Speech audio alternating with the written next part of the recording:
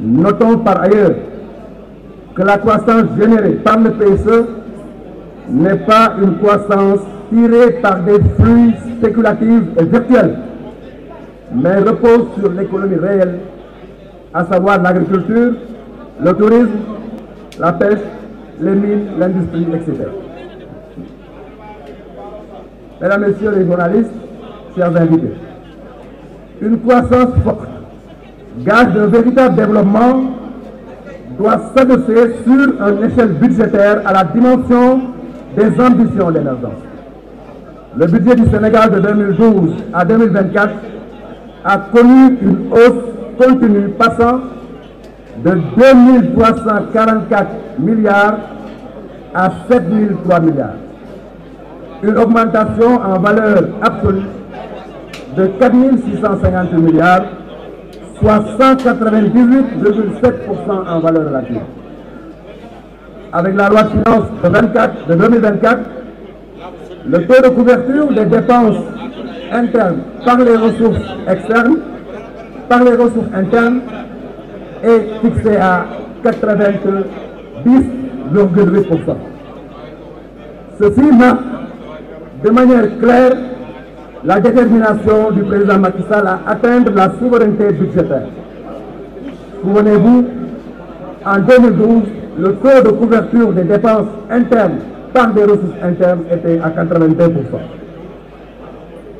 En plus de cette performance budgétaire claire, il y a lieu de noter que la mobilisation budgétaire s'est accompagnée par une maîtrise progressive du déficit.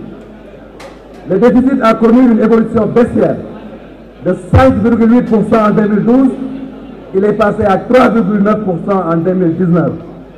L'objectif visé, qui est de 3%, qui est l'objectif communautaire, allait être atteint si la crise sanitaire de Covid-19 n'avait pas déréglé le cadre.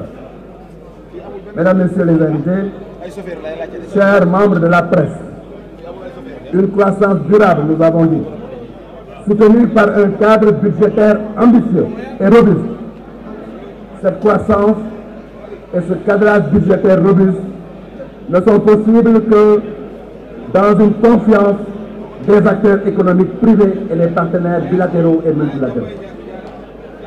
Le rating de la confiance du Sénégal est présenté dans le livre bilan et vous verrez que l'ensemble des institutions de notation apprécient de manière très positive la gouvernance économique du Sénégal. Par ailleurs, l'analyse de la viabilité de la dette en 2023 classe notre pays comme pays à risque de surendettement modéré, loin des deux autres cas de figure, à savoir pays à risque de surendettement élevé et pays en détresse. La viabilité et la soutenabilité de la dette du Sénégal est démontrée par la qualité de notre signature sur les marchés financiers. Depuis plusieurs années, le Sénégal se présente sur les marchés financiers en ayant le financement demandé, mais avec le maximum de maturité et le taux le plus faible, contrairement malheureusement à ce qui est annoncé ces derniers temps sur le marché des eurobonds. Enfin, si l'attractivité, et j'insiste là-dessus, si l'attractivité est considérée, entre autres, comme un critère de performance économique, c'est-à-dire la capacité pour un pays à attirer des investisseurs étrangers, notre pays, le Sénégal, est performant. Il faut noter qu'en 2023, le Sénégal a capté 1617 milliards d'investissements directs étrangers. Pour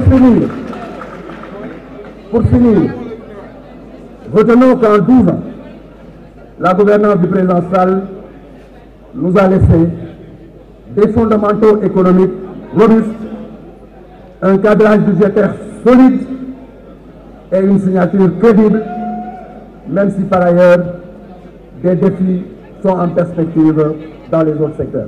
Je vous remercie.